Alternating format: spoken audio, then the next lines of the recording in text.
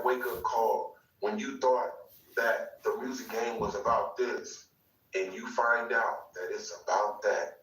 And it's like you start thinking about,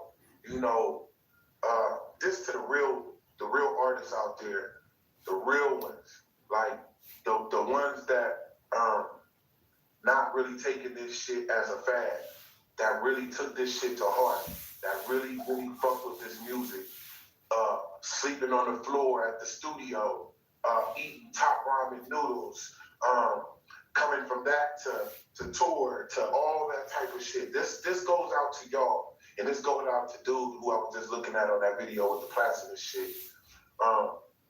I remember being young and encountering just what he was saying. It wasn't about, when I finally figured out that this shit wasn't about talent, that it was about what you could do and how bad that you wanted it, and what was you willing to do for the price of success and fame. I talk about this shit all the time. It's depressing because you can't get these years back.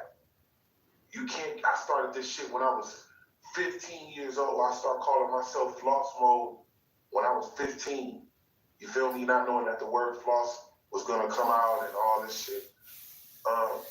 From sleeping on the floors to being in Luther Vandross sessions with Kipper Jones and different people, like real big weed motherfuckers that write the shit, and sleeping on the floor, eating top ramen noodles, all this type of shit, and you finally, I got my deals. I finally got my deals, and I can look in the mirror and I can say to myself that I didn't do none of that funny bunny shit that they try to make you do for the price of success and fame. It's depressing at the end because you can't get these years back, and you be like, wow, I wasted a lot. You can't really look at it as you wasted years because you love the music, so that's what you was chasing. The biggest drug, the biggest addiction in the world to a person that's infatuated with music is music, right? That's what the addiction. That should have you have people leave their city and state where they have to go travel somewhere else because they know that's where all that shit is going on at. So it's like a drug. And so by the time you get to, because you're going to be dope. If you really love this shit, you're going to make sure you're on top of your craft. And then you get to the record company. You finally get to where they are paying attention to you and they sign you. And the first thing they do is when they sign you, they ask you, well, can you sound like this? Can you sound like that? Can you be them? Can you do a song like this? It makes you feel real small. But at the same time, when you meet a person like a Harvey Weinstein, when you meet a person like him that dangles, he has everything. All he has to do is make a phone call, an eye wink, and all of a sudden your life will change, and you're doing all the things that you dreamed of. They don't realize this. That you sit up at night and before you go to sleep, you dreaming of this shit.